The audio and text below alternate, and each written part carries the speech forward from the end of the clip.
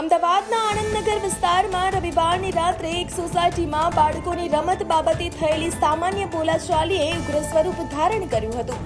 બાળકોના ઝઘડામાં માતા પિતા વચ્ચે પડતા મામલો બીચક્યો હતો, જેમાં એક પક્ષે બહારથી માણસો બોલાવી હુમલો કર્યો હોવાની વિગતો સામે આવી છે.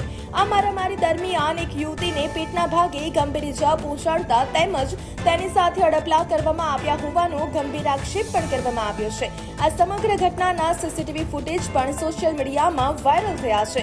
આનંદનગર પોલીસે આ મામલે બંને પક્ષોની સામસામે ફરિયાદ નોંધી કાયદેસરની તપાસ હાથ ધરી હતી.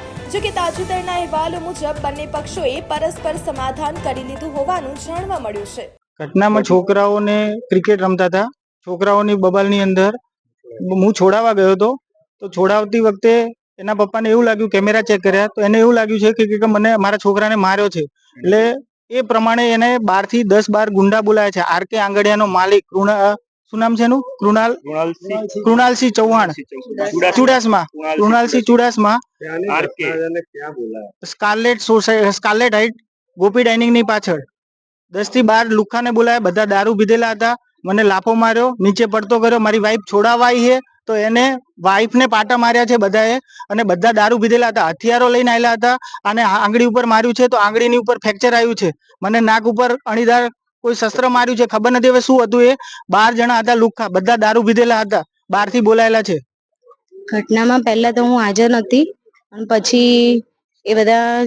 પછી હું નીચે આવી ત્યારે મારા હસબન્ડ ઉભા હતા, તો અચાનક 10 થી 12 જણા બહારથી લુખ્ખાઓ આવીને એમને માર્યા, અને હું વચ્ચે બચાવવા ગઈ તો મને પેટમાં લાતો મારી અને હાથ ફેરવ્યો. ઘટનામાં મગજમારી છોકરાઓની હતી. એમાં આરકે આંગડિયા વાળાએ 10-15 લુખ્ખાઓને બોલાયા. દારૂ પીધેલો હતો. બધાએ આવીને મને આ લોખંડનો સળિયો માર્યો, એને રોડ લોખંડનો માર્યો. આ મારે ફ્રેક્ચર જ છે આંગળીમાં, અને બાકી બધા મારી ભાભીને બી પેટમાં માર્યું.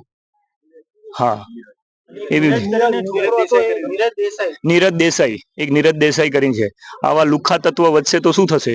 માણસ ક્યાં રહી શકે? અને પાછો ઉપરથી ધમકી આપે છે કે તમે અહીંયા સોસાયટીમાંથી બહાર નીકળશો ને તો હું તમને ઉડાઈ દઈશ, તમે ક્યાં ઓળખો છો મને એમ.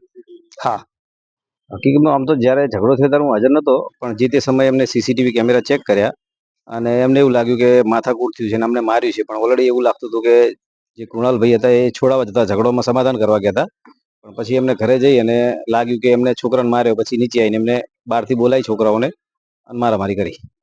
જે હોય ન્યાય મતલબ વ્યવસ્થિત થઈ જાય, જે હોય સમાધાન મતલબ વનસોટમાં કે કોઈ બી વસ્તુ થઈ છે એ આ બીજી વાર થાય નહીં. આ રીતે સોસાયટીમાં કોઈ બી જાતના ઝઘડા ના થવા જોઈએ. કોઈ છોકરાઓને લઈને તો છોકરાઓ તો નાના મોટા રમત રમતા ઝઘડા થાય.